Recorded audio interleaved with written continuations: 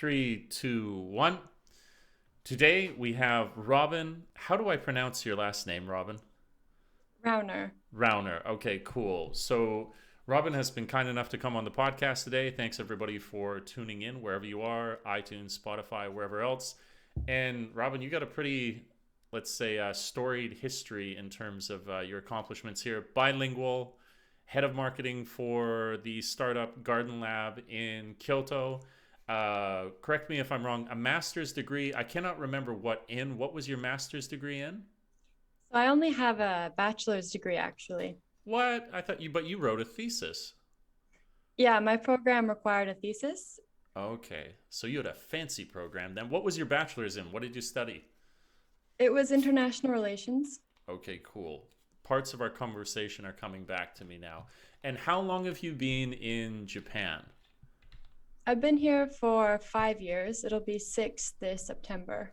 Okay, cool. And you'll probably deflect this with more humility, but like you're also bilingual, right? I've seen you out in the garden lab speaking with everyone in Japanese. Is that fair? Do you have your N1? I've got the N2. I've kind of the I have a friend who speaks really good Japanese and has taken the N1 twice and failed both times. So Sure. his Japanese is much better than mine. So I think what the level of dedication you need to have and the time you have to commit to getting the N1 wasn't quite worth it for me. So I just got the N2. It's kind of good enough to get a job. It's what most employers ask for. So just having something and then not spending hours and hours of my life trying to get the N1. Totally. And I mean, like the point you've just made there too, like every single level is so much harder than the previous. And this is like, I can only imagine this right now because I'm struggling at the N3. So and each one seems to be harder than the previous level up. So I'm imagining level 3 to level 2. Maybe could you fill that in? Did you do the N3 before you did the N2, or did you just go straight to N2? I just did the N2, Oh, and that look was at you. during my last year of university. So it was Okay. after I'd taken 4 years of pretty intensive Japanese courses in Okay. college. So I just basically got some books, like they have test books at the library Yep. and at stores here. And I just did the test several times and then just took my regular courses. But the thing that helped most was definitely practicing the test because it's not really about how well you can speak Japanese. It's how well you are at taking the test is the most important thing. That's a great observation. That's something, bless her heart, the last Japanese teacher I had said to me. She was like, you got to realize that's what it's about. And it was a big help because I think like you could actually have a pretty disparate, like you could have somebody who might even be better, like evidently better if you compare two people, but then like the really professional test taker would slay in comparison for their score. Yeah, yeah, yeah. Did you find, so I'm curious then, because now when people listen to that, they'd probably say, oh, well, that means then that she's like a test taker, but like how did you is it as simple as you just spoke? Like how did you then develop your speaking? Was it like with close friends? Were you doing like conversation cafes? Was it just that you got caught up in the work that you were doing in Japan, or like how did you flesh that part of it out? So for speaking, I probably would still say my speaking is weaker than my reading and writing skills just Hmm. because I spent so much time studying it formally in college. But what really helped me improve my listening and then also speaking was through just having to use it. So Okay.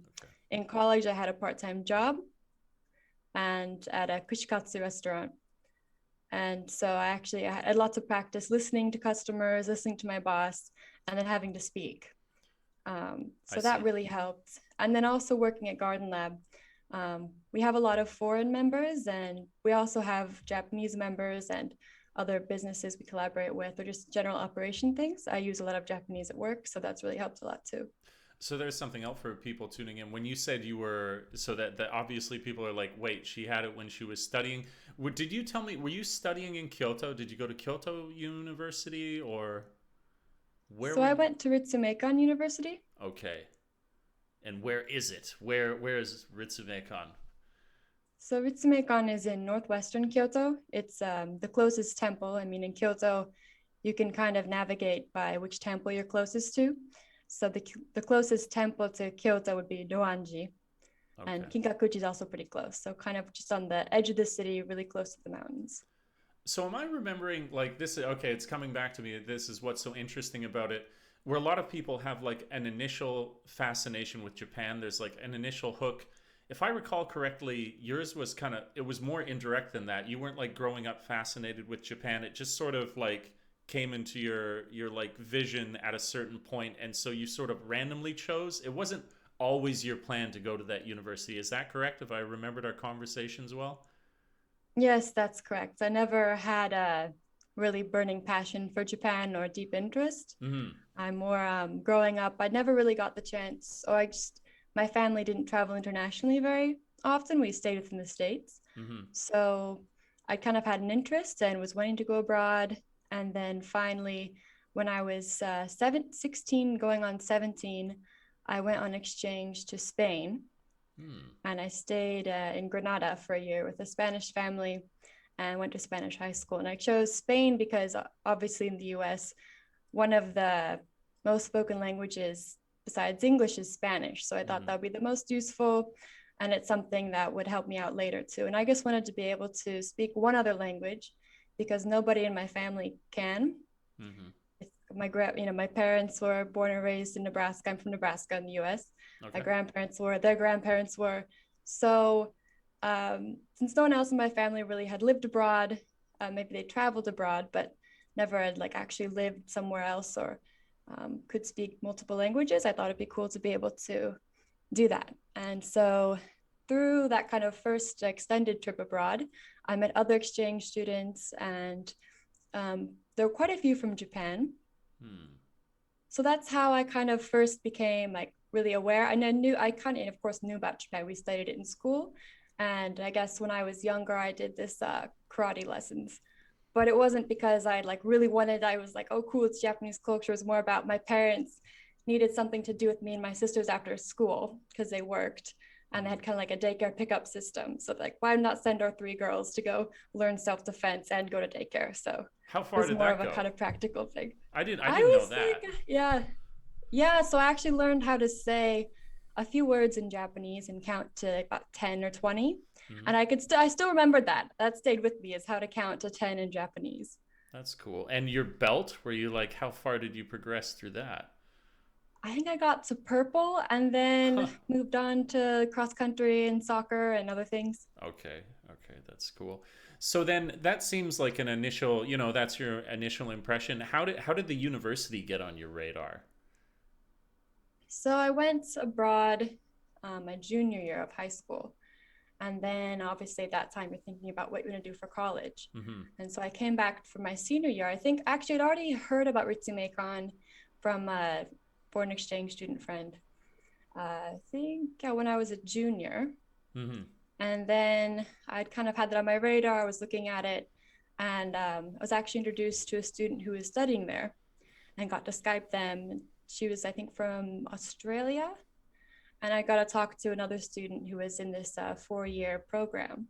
And the major is global studies, so just essentially international relations. And all the classes were in English, so I could study in a language that I was competent in while Hmm. learning Japanese, since I had no background in Japanese. Right. That'd be a whole nother level, wouldn't it? If you've not even yet learned the language. Okay, that's cool. So I'm so curious. Like I always am fascinated by like, had you been to Japan prior to that, or was that your first experience in Japan? That was the first experience for me in Japan, was when Okay. I moved here. And obviously you've moved in. Were you moved into like the dorms of the college to live there? What was the living situation like when you started? So they just built a new dorm for international students.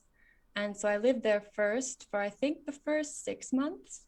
Hmm. And then I got an apartment pretty close by Oh, that was nice. actually cheaper. Okay. Oh, I really? kind of, Cheaper than the? Oh, okay. Yeah. I mean, the dorms were nice and my apartment was not. So it was one of the, Okay, one of that's a the kind trade. of, I like to live by myself. I'm kind of more of an independent person. Hmm. So I would always get a bit irritated by like people leaving a mess in the kitchen or the bathrooms. I like to keep it like, I like to know it was my mess. Mm-hmm. And so what I'd do in the dorms is I'd like keep one sink clean, and then people would realize that was the clean sink, and so they'd all use that sink. So I'd Yeah. switch sinks. So I'm a bit kind of a little bit of a clean freak. So it was nice living there, but then I just kind of prefer to live by myself. So I found an apartment that was cheaper, but not as nice, Sure. but cheaper. So for a student, that's kind of the priority. So I'm curious, like, I think one of the mistakes that some people make is that there's this assumed culture shock where maybe that's true. And that's what I want to find out from you. But did you have a culture shock, or was there no culture shock? Or like, what was your general impression when you first arrived? Like, did it seem so alien, or what was it like? I remember I actually landed in Tokyo first. So that was my first impression of Japan. Mm-hmm. And going from Nebraska to Tokyo, I think the biggest city I'd been in up to that point were a few cities in Europe because I traveled around during my exchange year, and then Chicago. And I hadn't been to New York even yet in the US. So Hmm. that was my first impression. And I remember waking up the first morning and looking outside and just seeing all these billboards that were still, it was really early because I had terrible jet lag. Mm. So I went out and I just saw these colors and signs, and it was just so dense. Hmm.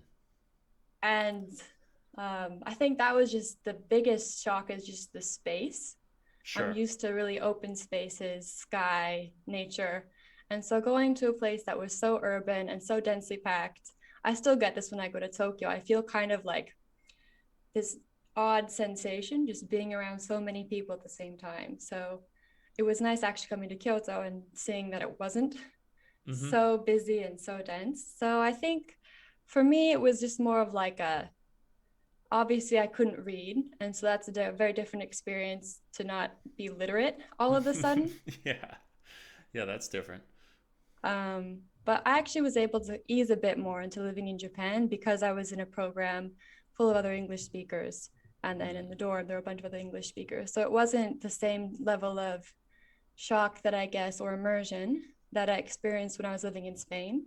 That was really just you get on a plane by yourself, arrive in Spain, and then it's immediately full immersion in Spanish. If you can't communicate at first. High school Spanish in the US doesn't get you, or didn't get me to being able to communicate well or understand anybody, because in Spain, I went to Granada. In the Mm-hmm. south, they have a really strong accent.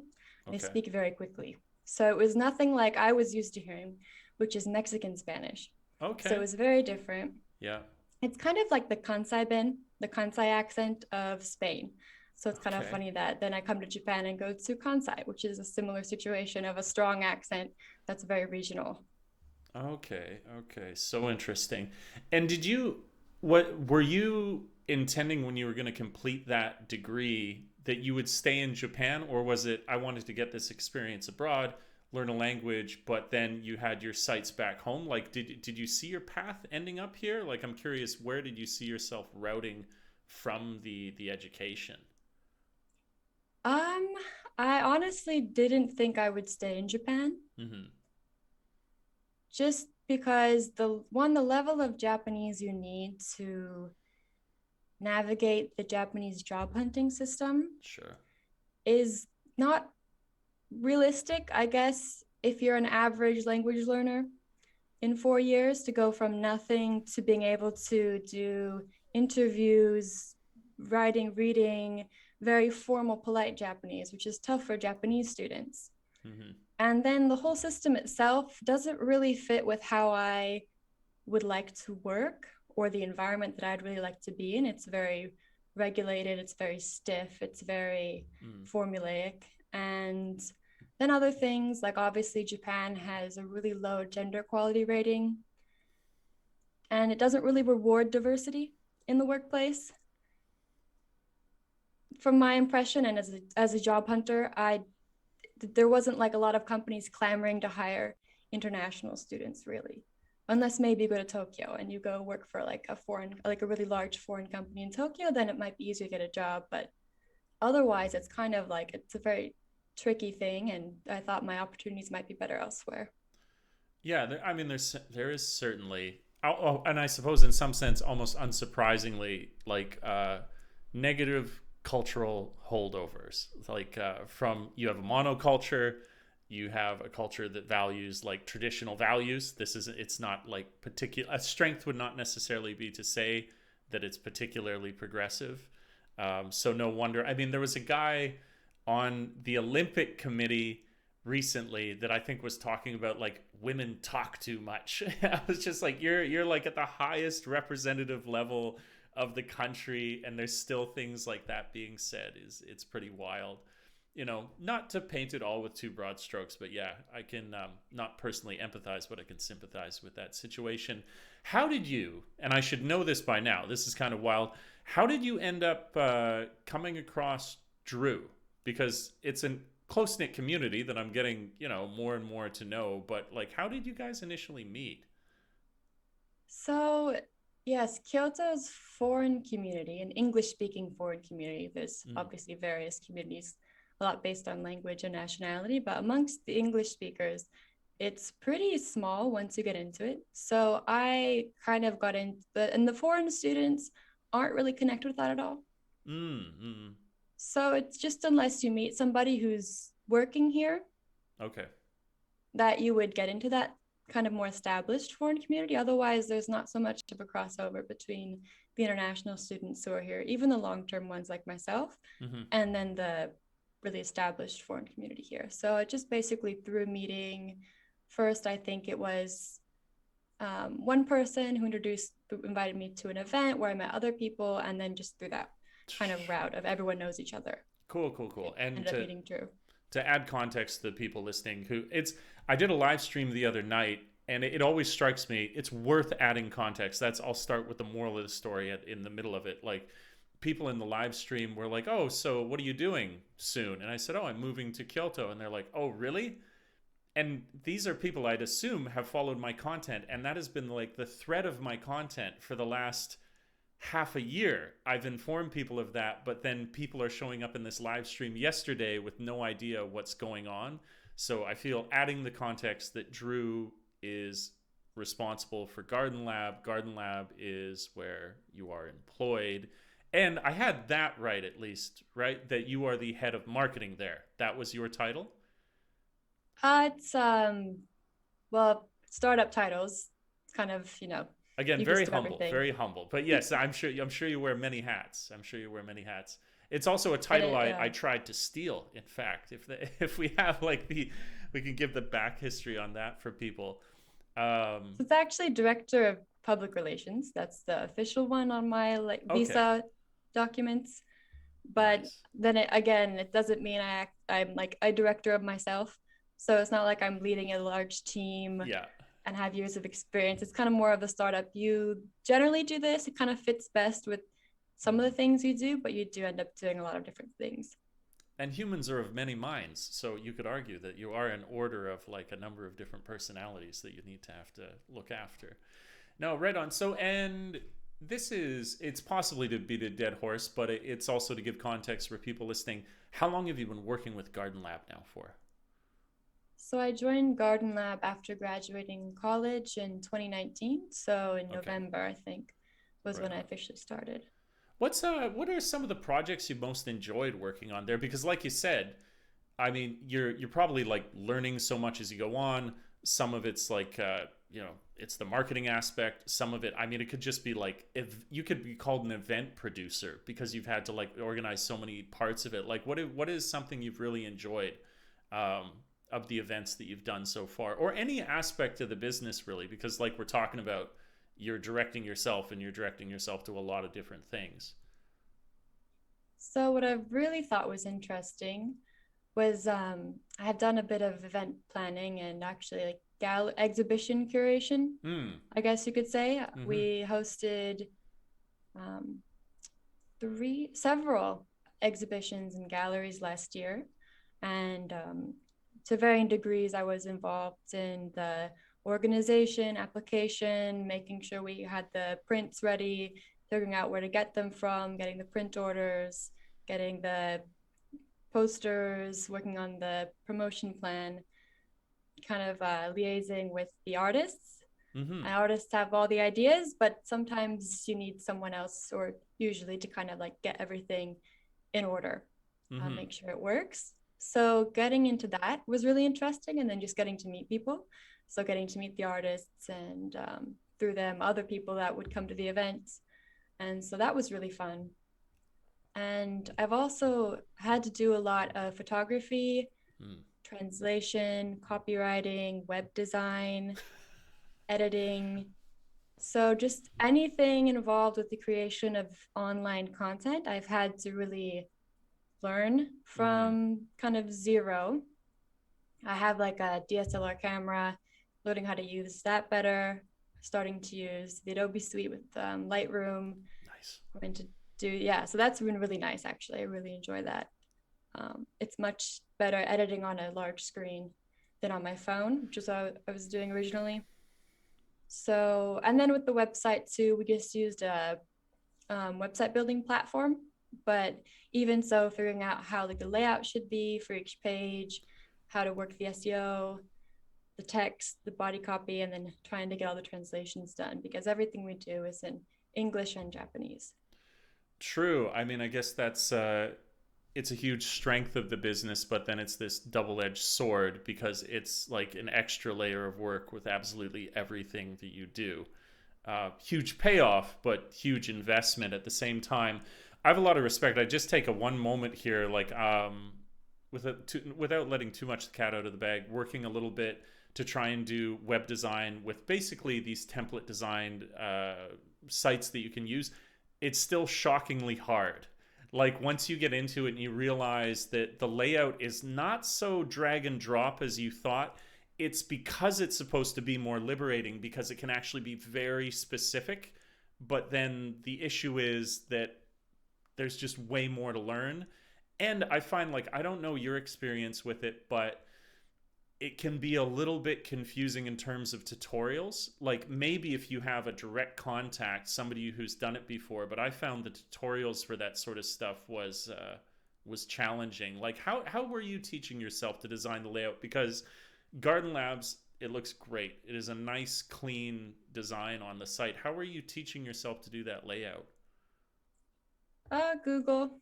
Right. Okay. Yeah, just Google things. And then Pinterest is very helpful for finding visual inspiration. So I look through kind of web design ideas on there and then kind of get an idea of what I wanted to model ours after. And then also to having to create the site bilingually, just another layer of like how Yeah. to link everything together, how to set it up so that you can easily see the same version of that page, but in the other language. Mm-hmm. And the website platform we use isn't very supportive of that. Some are really easy. Others, you have to do a lot more manual building to make it bilingual Okay. and just link everything together kind of manually. So, yeah, it's kind of a learning curve figuring out the ins and outs of using the platform itself. Okay, but there and I guess what I was maybe digging at, you didn't find when you say Google, when you Googled, there wasn't one specific resource that you found particularly helpful. It was like, oh, this solves this question, this solves this question. It was scattered. Pretty scattered, yeah. Okay, yeah, that was my experience as well. That's why I was kind of curious. I was like having to, if I want to do this, then this tutorial works, but that's on this page, and if I want to do this, I'll find it elsewhere. Yeah, it's web page woes, and I think now I can only complain so much, though, of course, because prior to this, it would literally be coding to design the site. So I don't want to complain too much. Like it's actually pretty cool. Um, when you've been working, because obviously you're working on the platform for Instagram, are you doing anything like call it extracurricular to like educate yourself on it, or are you taking inspiration like again from Pinterest, or are you taking it from other pages that you found on Instagram? Like how do you design that strategy? I'm curious. No giving away trade secrets or something here for Garden Lab, but like what's been your approach to try and increase reach, get more people exposed to what you're doing there on your social platforms? So I subscribe to a newsletter that I'll get weekly that kind of gives me tips for using social media and Hmm. has like a lot of blog articles that link to. I think it's Planoly's newsletter, and so I found a lot of those. I think it's Planoly. Yeah, that'd be cool Double to check know for anyone because listening. That would be very useful, I'm sure. Yeah, it's an app that lets you basically just plan out your feed in advance, and you can switch around images very easily to get the whole aesthetic looking as Mm-hmm. you'd like it. Mm-hmm. But they also have a blog and newsletters and lots of really helpful information for just generally getting better at using Instagram Mm. and the different functions they're coming out with and new features. Like this year's it's this year it's Reels, Yeah. Yep. For video sure. content. Yeah, it's Planily, I believe. Plan Ali, like ELY, plainly, or P it's Plan and then OLY. OLY, Planily, Planily. Okay, cool, very cool. So for anyone listening, if you're looking at pimping out your feed, that sounds like a really good resource. That's cool. I'm always looking for those. So turn the conversation in a different direction. Let's just talk about the beautiful city that you live in, Kyoto. So you've been there since you went to school, and then you transitioned that you were like, now it's a place that you found a job. Without giving away too many of the haunts that are like near and dear to you, like what are some of the like places most beloved of you in the city that you really enjoyed? It could be anything. It can be art installations. It can be places you enjoy eating. It can be cultural events. Like, just for the people, let's romanticize Kyoto for a little bit here. What do you enjoy about it? So I really like getting to see the mountains around the city. Hmm. I live by the river Kamogawa, and Hmm. then Garden Lab is also close. So I basically just bike down there to and from work every day, and you can have a great view of the mountains. And I grew up in Nebraska where there are no mountains, and it's a 9 hour drive to get to them. So it's kind of something that's special for me getting to see that. Hmm. And then also the river itself is such a great asset in Kyoto. I know probably a lot of the other foreigners feel the same. I think there's an overrepresentation of resident foreigners at the river at any given time. Okay. I often run into people I know there. So it's a really great space to walk, bike, hang out with your friends, drink. It's kind of when the weather is warm enough, you don't really go to bars. You don't need to go to bars. You can just hang out by the river. It's much cheaper and Hmm. it's just really nice. Um, so having that space very close by, and it's kind of just a highway up and down the city. It So there's creates no a cars you have to deal with or anything. Yeah. totally different atmosphere. Like, I don't know, I could count at least three different times where I've had like such interesting interactions because there's like this social openness if you're down at the river. Chances are that you could come across somebody like celebrating a birthday, they're lighting sparklers, or people who are just probably drunker than they should be, who are like, hey, what are you doing? And they want to have a conversation with you. But it's like, it's also more, it feels, I think as well, people feel more approachable because as opposed to like some dingy like closed street that you're on, the water is like this kind of like peaceful thing, so it feels like what could kind of go wrong here, like probably these people don't mean me harm. There's like just a there's an environment that the river creates, which is so cool. No, I totally agree. It's very alive. There's always people out on the weekends or weekdays, people skateboarding, people having parties, people just hanging out, picnicking. And then a lot of the kids have sports practices or they meet up with their friends and they'll play soccer or they have their cheerleading practice or whatever. So there's always lots of people there. It's really lively. And it just gives you kind of a sense of community, even though you don't know anybody there, you feel like, okay, there is lots of life and energy in the city. And I think maybe in really dense urban areas where it's just like stations and Mm. tiny streets and just everyone's rushing around, you don't really feel that so much. So it's really nice to have that break from the otherwise really narrow streets and kind of just the stressfulness of always having to be very aware of your surroundings because you've got cars, taxis, cyclists, everyone whizzing by you at all times. Totally. It's like I was thinking this is a cool aspect. I'm kind of working into the next video I'll release on my main channel. So anyone listens here, it's a bit of a spoiler, but I was saying to Drew, it's kind of interesting how like right now I live in the countryside. That's what people would say. Like out in Ibaraki where I am, outside of the city I'm in, it'd be the Inaka.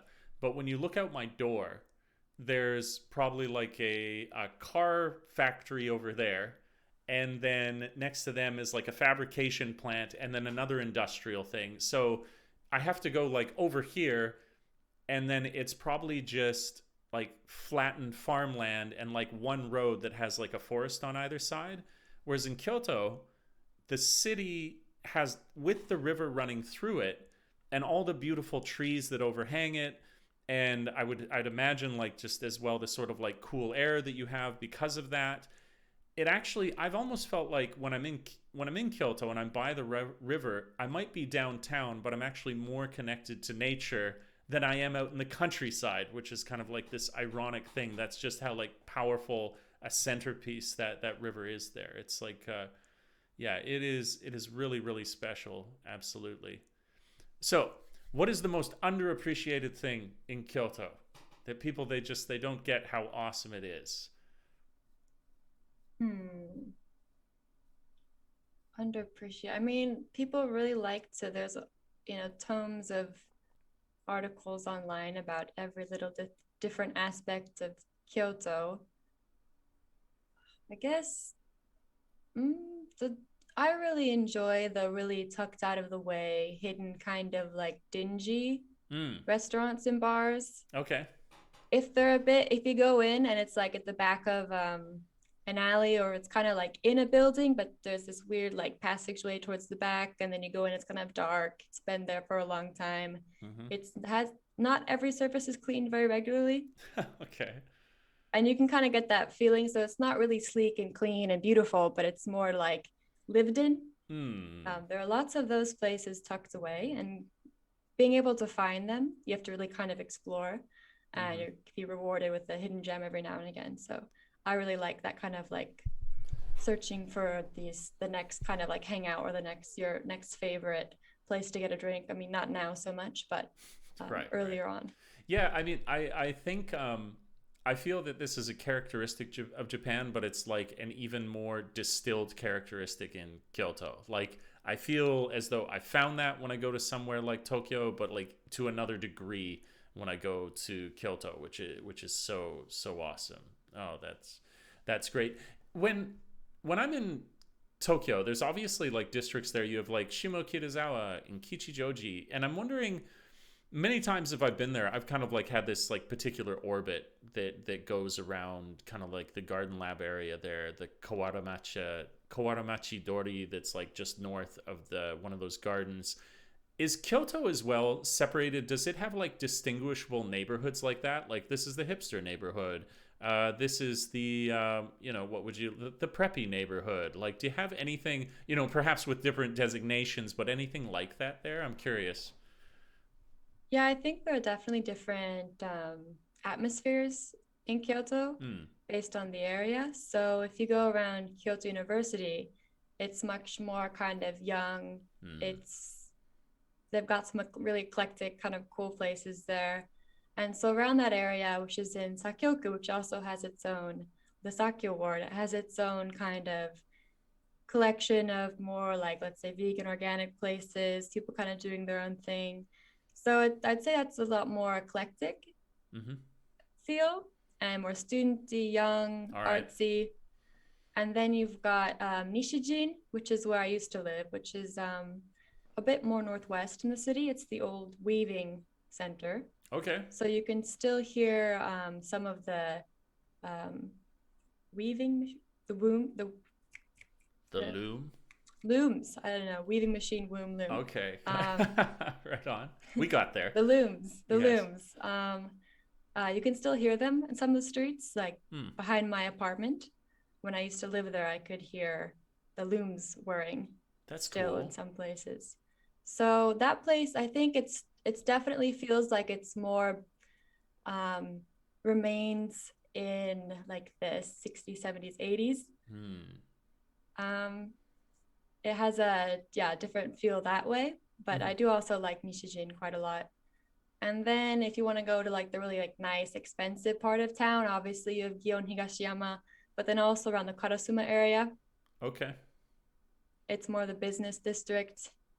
It's definitely more expensive. So that's kind of, I guess, where the people with the money will live, or the nicer restaurants and things are. Okay. On either side of downtown, is you have those kind of more like expensive areas. And Mm-hmm. so you have Mm-hmm. really nice apartment buildings, really nice restaurants. And then let's see, those are kind of the three that stick out most to me, because I guess just based on my experience, those are Mm-hmm. the areas that I've lived in. Or I mean, I haven't lived in the downtown area, but I work here. I So see. going, I guess I can just talk mostly about the three places that I've lived in Kyoto, which is the Sakyo ward, where I live now, Mm-hmm. and then Nishijin, where I used to live, and then now in where I work in downtown Kyoto. Okay, cool, cool. No, that's it gives a better sense to me because it's like maybe I'm a victim of success, and that's that I love the area that surrounds Garden Lab so much. I mean, I've gotten out, I guess, to like Lake Biwako last summer, which was really awesome. Have you spent any time there? Do you go out there in the summers or? Yeah, we usually escape there a few times in the summer. Okay, cool. It's getting busier and busier. So if you don't go early, it's kind of hard to find a spot. If I were to level a criticism at it, I mean, it was insane when we went there. It was so busy. We kind of showed up so late that it was like on the other end of that. But what it did inspire me for was to find secret places because I feel like it's a big lake, right? So there must be somewhere around there that is less obviously popular because I think we went to like the premier, best known, and it was a good thing we didn't bring a car because like when you saw there was like lineups for miles going out of the place, so you wouldn't want to do that. What about do you like do the camping thing? Do you like camping at all? I haven't. I don't have any of the equipment. And then Okay, I, until recently, didn't have a license. So it was kind of just a bit difficult to go anywhere. And so right. I haven't really gotten into camping much yet, but would like to now that I've got my Japanese driver's license. Okay. I can actually go places a lot easier. Cool, cool. Did you have to do like the whole road test and everything like that? Yeah, so for Americans, unless you're from a few select states, you have Yes. to take the driving test too. So it took me like to get from applying to actually getting my license. Well, I called to make my reservation to apply. You Mm. can't just go in and give them the documents.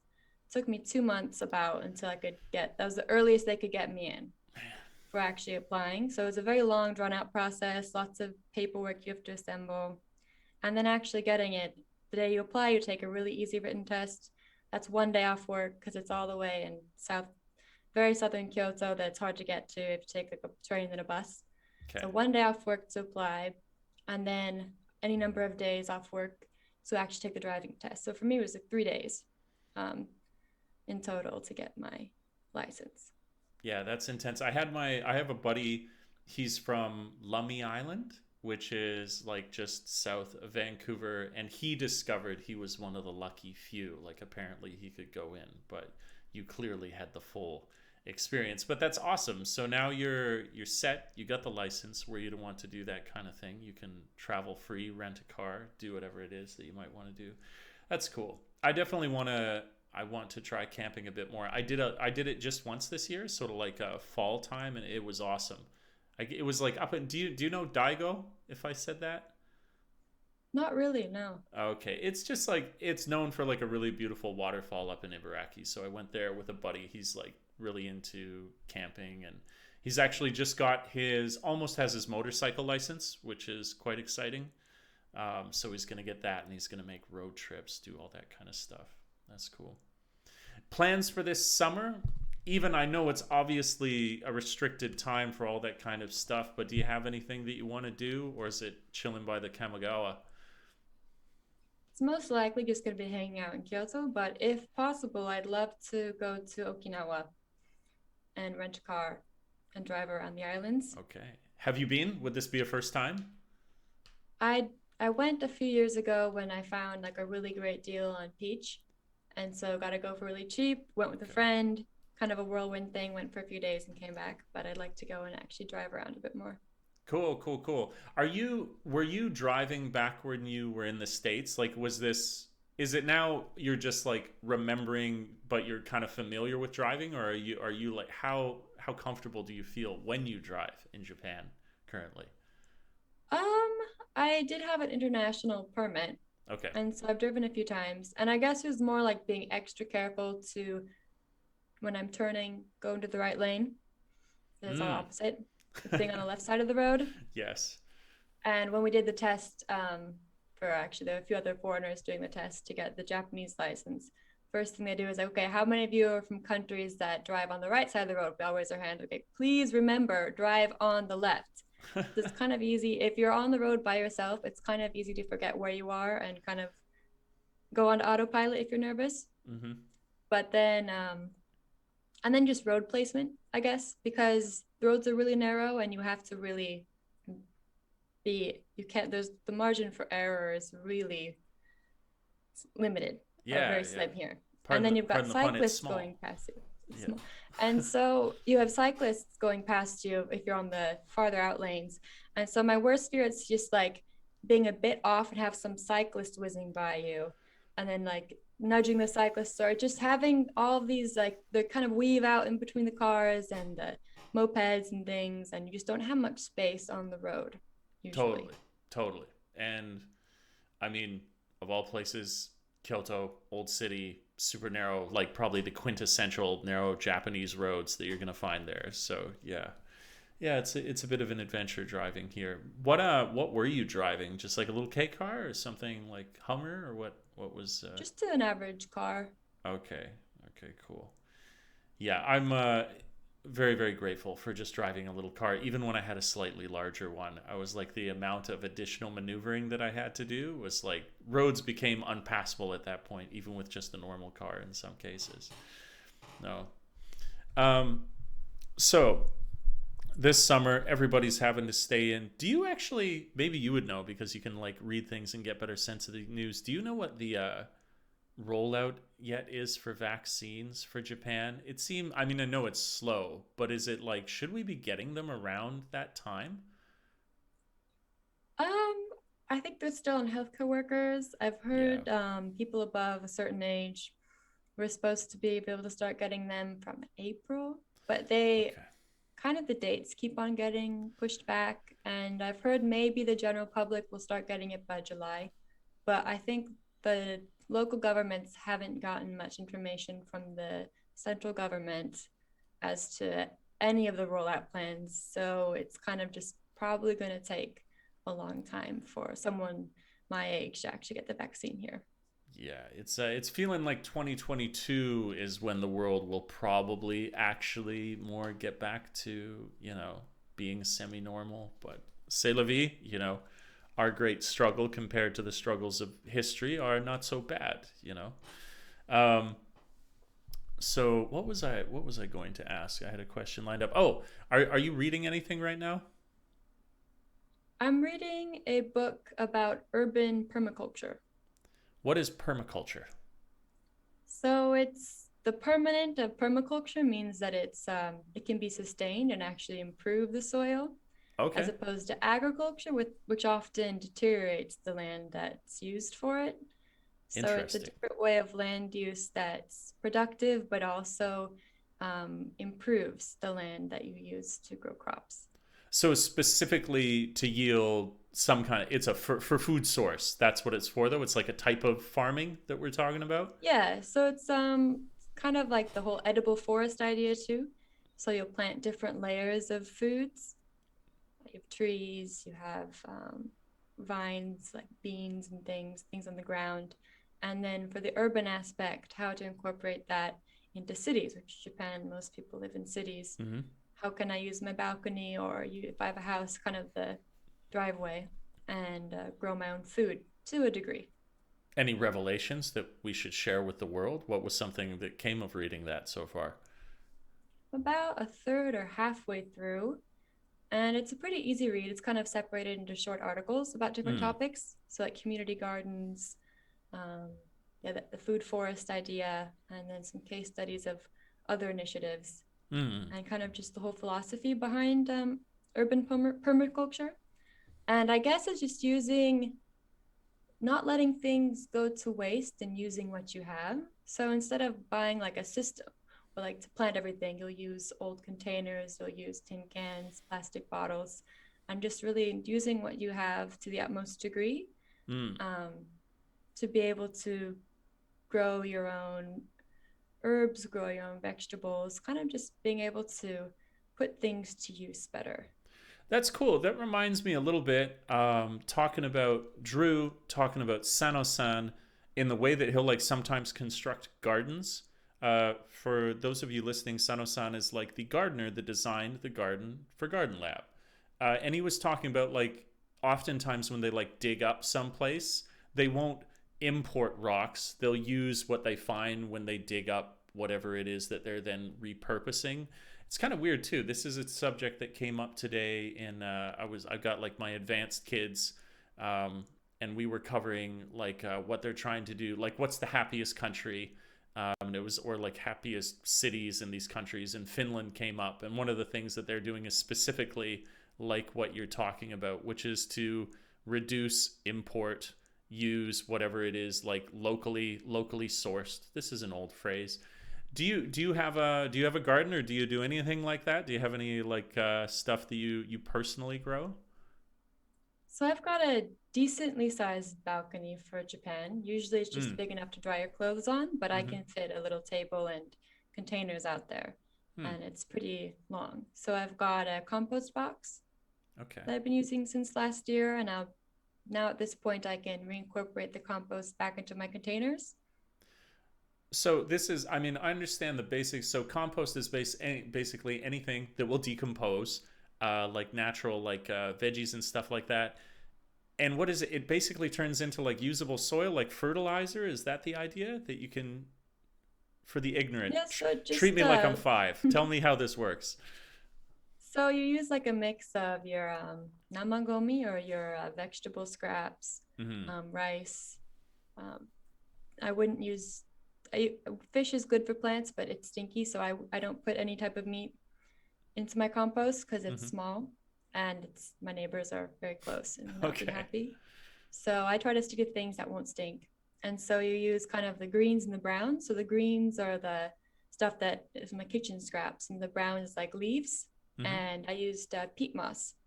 You can use a different variety of kind of like a base. So these materials would dry out Mm-hmm.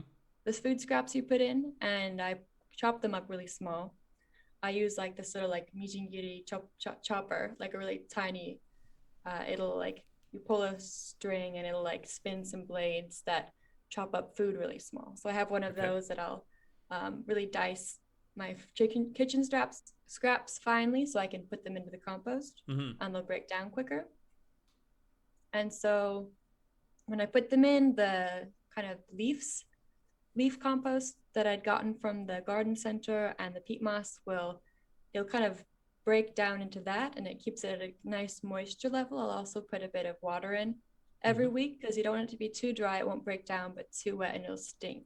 Okay. So there's kind of the back to get the bacteria to be active, but also not to make it rot. There's kind of a bit more of a balance between those two extremes. Is bone dry, doesn't break down, too wet, and it stinks. And this is used, was I right when I said it becomes a fertilizer for other things you want to grow? Is that what happens? So then, yeah, it becomes there's all the nutrients of the food are broken down into the soil, and you can put that back into your pot containers. I think it's pretty important for container gardens because it's just the soil that's in that pot, and I Okay. guess that probably loses its nutrients pretty quickly in Okay. a season or something. I'm not super knowledgeable about it, and kind of just trial and error at this point. Okay. And so what are you growing? Are you growing things then with that? You must be. So last year I grew basil, tried a small like a mini tomato plant, and some greens like lettuce, and I think I did Swiss chard, and then some herbs as well. And this year I want to be a bit more productive with it, so I'm gonna try companion planting. So I think I'll plant a few tomatoes and then have basil growing up around it. They grow together really well. So trying to do Oh. a bit more climbing things too, like beans, uh, And so trying to kind of use the space that I have better. Okay. And what's your experience of what's grown out of it? Is it delicious and farm fresh organic? Like, Yeah, the basil was really good. I got quite a lot of that, and it's cool. fresh pesto is way, way better than any store-bought pesto. You can't, once you go to fresh pesto, I can't go back to the cans of pesto. Oh, cool. That's really So cool. basil is definitely a must plant. Right on. That's, and I mean, it's interesting too. Like you said, I mean, probably what's most compelling for a lot of people is just the limitations that we have on our space. So I mean, I had this massive luxury when I grew up, which I think I appreciated insofar as I knew it was delicious, that we had large gardens because we lived in the countryside on Vancouver Island, and so we'd like grow full crops. But as soon as you get a little older and you get into a city, that seems like a faraway dream. So to hear that, it's still possible with a balcony is that's pretty hopeful. Is this? I'm curious. How much of this is it a part of you? Is this like something this like perma? I'm not. I can't remember the title again, but just this like sustainable movement. Is it something that you have as an interest, or like how actively do you make it a part of your life? I think particularly in the past few years, I've gotten more and more involved in kind of the community in Kyoto that's trying to be more eco-friendly and trying to live differently. Hmm. So using less waste, buying organic and local produce when you can. Hmm. And so increasingly, I've been trying to actually incorporate that into my life. Hmm. So trying reducing plastic is really hard. You have to kind of go to these small stores around the city, and they're often just open during the workday. So, for as someone who works from throughout the day, I get off and these places are closed and can only go on the weekends, and then have to fit everything into the weekend. So it's kind of difficult to really, really reduce plastic waste. Be quite dedicated and put a lot of time into it, but I think I've gotten better about taking my own container places. So if I go to the bakery, Mm-hmm. I bring a Tupperware. If I have a few places I like to go to get lunch, and I'll bring my own bento box. Hmm. And if you find a few places that will do it once and they get to know you, then they'll just get used to it, and it won't be awkward if you ask them to like put it in your own container. Um, and so then just kind of having an idea of like where I can get different things without plastic in the city. So if I go to this supermarket, they sell these things without plastic. Go to this Yaoya, they sell this without plastic. Um, I can get this in bulk at this place. So kind of having a mental map of where I can do my shopping if I happen to be in some area of town. It does sound almost like a skill set, like that you have to develop to be able to pursue it. But that's a noble cause. That's cool. Do you eat less meat? Are you a vegetarian? Is that something else that you're considering? So I definitely eat a lot less meat. I started in university. I've never been a strict vegetarian or vegan, Mm. but I really started in college. When had lunch at the cafeteria, I wouldn't eat things with meat. Okay. And in Japan, most everything in the cafeteria.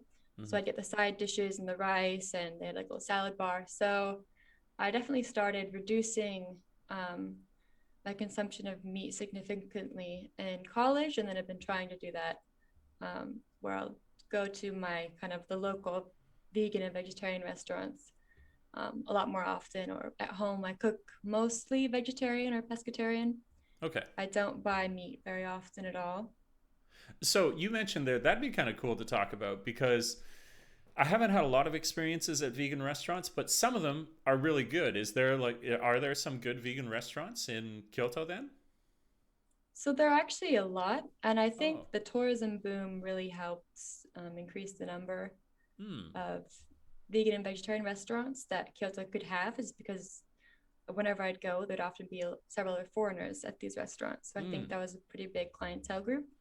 That's kind of pushed that supply, I guess, of vegan and vegetarian restaurants in Kyoto. And I've actually been working on a map, like as I was mentioning earlier, you need to kind of have a mental one of where you can Yeah. get different things. So I've actually made one on Google My Maps starting in 2019, and I keep that updated. And then I've kind of made that into a project. So I've made an Instagram for it and a website as well. Okay. Wow. All right. That's awesome. So Nice. it's been a personal project of kind of just sharing my, I guess, research. Hmm. Not so much of a lifestyle thing because I don't think my lifestyle really at this point is where I'd like it to be a role model to others, but more of a Hmm. this is what I found out so far. If you're also interested and want to get started, this might be helpful to you type of Hmm. collection of information. Right on. That's cool. Do you have a favorite among them? So I really like Pelgag. Okay. That's just moved to downtown Kyoto. It was up north. Before that, that one's really good. I go to Muku. It's a Taiwanese vegan place. Really, it's right next to Garden Labs. It's really convenient for me. Cool. And then this Shojin Cafe. So it's traditional vegan Buddhist cuisine, and it's right by a temple near Garden Lab too. So I go there a lot. How's the locale? That sounds beautiful. So the temple's very pretty. It's just down the street from it. And it's in Hmm. a very pretty little machi with a little garden. And the woman there cooks very well. So it's really a nice variety of kind of traditional Buddhist food. That's cool. That's something. I mean, vegan as well as many others, but the local cuisine is not something I've sampled so much. I'm basically guilty of going there, drinking beers on the river, and then going to eggs and things in the morning with Drew. So I haven't really had a wide culinary experience because I'm so indulgent. But I have had good experiences with vegans, so I'd like to try some more. So I got you to choose some favorite spots. What are some things that you like there? What were the premier dishes, like must-have items on the menu that you like? So at Pelgag, I really liked their fried tempeh What is a with tempeh? this tempeh. I'm not sure what tempeh is. It's made Okay, of but it's soy. fried. I couldn't. It was really. It's fried and it's delicious. It's kind of embarrassing. I can't really explain what tempeh is, but um, Whatever, it's whatever. very good and it's comes with a really good peanut sauce. Okay, and it's vegetables. It's got to be vegetables in there, It's obviously. plant-based. It's all plant-based. So the Okay. curry there is good. He does homemade drinks as Oh, well that are nice. also delicious. So it's open a bit later, so it's a good spot for like a few like snacks and drinks with your friends or lunch. And he does nice bentos as well. So I'll get bentos to take home from there, or I'll get the Buddhist cuisine, the shojin bento as well, usually. So kind of just whatever it is that day. Do we have any idea? And you That's at the don't. shojin place. Okay, cool, cool. We you The don't. different places. Yes, yes. You don't feel embarrassed if you don't know this. Perhaps it's just what's outside. But do you know what makes it Buddhist particularly? I mean, I'm sure it's that Buddhists ate this, but what about it makes it known for that? Why is it Buddhist vegan? I think it's more of the philosophy behind Okay, it, sure. kind of the culture that surrounds the food. Mm-hmm. So it's a lot about using what you have, being satisfied with it, and not letting anything go to waste. Okay. So at this place, she only makes a certain number of lunches every day. Once it's Mm. sold out, it's sold out. So she minimizes waste that way. And then using local things, using local vegetables, using all parts of as much of each ingredient as you can. And so that kind of philosophy that goes to the food, and it's a lot of traditional Japanese food. So it's dishes you'd find elsewhere, but they're all vegan and vegetarian usually. Okay, that's cool. What a simple thing to only make a limited amount, but what an impact that would have. I think it's almost like I think it's doubly good because I feel like you create a sort of exclusivity. Like as a business model, it's kind of clever as well because you can then I'll know how much I'll sell, so I won't also over purchase. Which I mean, when you don't waste, you're not just benefiting the rest of the world, you're benefiting yourself because then when you're looking at your overhead, you don't have this like, oh, this is all unused product that we didn't sell. Like it's a really brilliant approach to take, and you would think was so practical, but there's just this instinct to like as much as we can that would lead you um, oppositely. Oh, okay, that's cool. That's I'm learning so much about Kyoto. This I've almost felt kind of guilty, the sort of like blind spots that I have. Not, I mean, I have wonderful experiences, but of course, it's there's so much to experience there. No, is there any? I'm literally just hammering you with like food questions now, but now I'm interested and I'm hungry. I didn't have a big dinner. What sort of or did they do any kind of desserts? Is there any sort of vegan desserts you could tell us about? So for desserts, Pelgag does good desserts. Hmm. The cafe, the Buddhist cuisine cafe, is only open, I think, during the afternoon. So I'm not sure. She might have some desserts as well. I just get the bento to take out Mm-hmm. there. But there are other places in Kyoto that definitely do specialize in vegan desserts. Hmm. There's a vegan, well, they offer vegan gelato. This is one place called uh, Pre-March, I think, in the Sanjo Shotengai. Nice. And they have a selection of vegan ice cream, gelato style. That's Hmm. really good. And then there's this one, there are a few people who will have a booth at this monthly market called Naked Market. And it's pretty new. It started last year and it's organized All right. Is everyone at naked? all of the produce Well, I'm and a little disappointed that goods people aren't. All right. and Fine. goods Yeah. are. So Kyoto's not that alternative Not yet, yet. but not like Berlin quite yet. Okay. So it's at a yoga studio, either in downtown Kyoto or Okay. just pretty far south of downtown. Hmm. So every month they have local vegetables, nothing's in plastic. You bring your container, they'll have food, they'll have crafts, they'll have handmade things, and then they usually have someone who makes really good vegan or all plant-based desserts. That sounds. I mean, not to make it about me, but I'm like, man, that sounds like an awesome video. Just to go and check that out. You say, is it, how frequently do they do it? So it's every month, Every once a and month. Okay. there's one in the city, downtown, and then one south of Kyoto. Um, Okay. so they have, I think, twice. So one city, one downtown, one south of Kyoto, one every month, and that's been fun to go to. I go to the city one because I've gone to the one that's pretty far south once, and it's really hard to get there if you don't have a car, or it takes a while if you go on bus. So I really Right. enjoy the one that's in Kyoto. Cool. Oh, that's, man, the culinary experience there. It's like, it's like another thing.